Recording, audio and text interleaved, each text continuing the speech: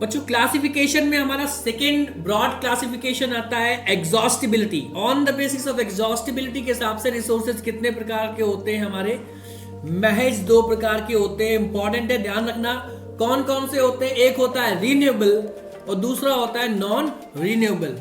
Renewable वो resources होते हैं जो इनएग्जॉस्टिबल होते हैं, जिनको हम रीगेन कर सकते हैं, रिप्लेस्ड कर सकते हैं।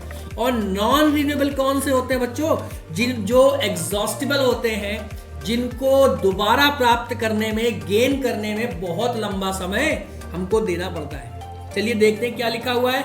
Renewable resources are resources that can be replaced naturally over the time through the physical, chemical and mechanical process। लिखा हुआ है बेटा, वो रिसोर्सेज रिन्यूएबल होते हैं जिनको ओवर द टाइम हम क्या कर सकते हैं, रिप्लेस्ड कर सकते हैं, पुनः प्राप्त कर सकते हैं।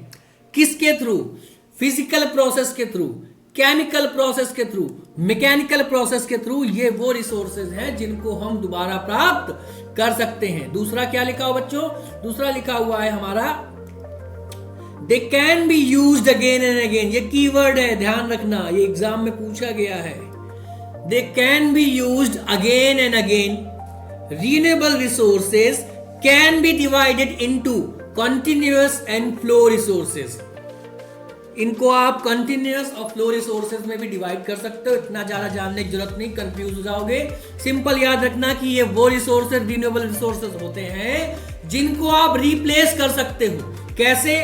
फिजिकल प्रोसेस से, केमिकल प्रोसेस से और मैकेनिकल प्रोसेस से। आगे इसका एग्जांपल लिखे हैं बच्चों, solar energy, wind energy, water, forest and the wild life. ये these are the resources known as renewable resources. Second लिखा हुआ बेटा नॉन रीन्यूएबल रिसोर्सेज, वो रिसोर्सेज जो मिलियंस ऑफ ईयर्स लेते हैं, लाखों साल लेते हैं बनने में, रिप्लेस होने में। वो क्या कहलाते हैं? नॉन रीन्यूएबल रिसोर्स कहलाते हैं। और कई बार बन भी नहीं पाते हैं एक बार यूज करने के बाद। लिखा हुआ once used they can not be replaced quickly. एक बार अगर हमने इनको यूज कर लिया तो ये दोबारा तुरंत जल्दी से रिप्लेस नहीं किए जा सकते। आगे इनका एग्जाम्पल लिखा हुआ है, बट लाइक सम मेटल्स। आज के समय में with the help of some scientific process हम कई सारी मेटल्स को रिसाइकल कर सकते हैं। रिसाइकल इन द सेंस कि उनका मेटल्स को दोबारा इस्तेमाल कर सकते हैं किसी ना किसी तरह से हम। बट कुछ रिसोर्सेज हैं जिनको अगर एक बार यूज कर लिया तो वो दोबारा यूज नहीं हो सकते। जैसे कि हमारा फॉसिल फ्यूल्स, जिसमें आपका आता है पेट्रोल, डीजल।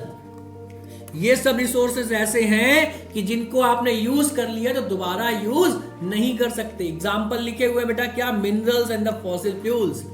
पिक्चर्स में भी आप देख पा रहे हो, देखो ये सोलर पैनल बना हुआ है, विंड मिल्स बने हुई हैं, पानी जा रहा है, क्रॉप्स लगी हुई हैं। ये रिन्यूएबल में आते हैं। इनको आप रेगुलरली इनको रीजनरेट कर सकते हो।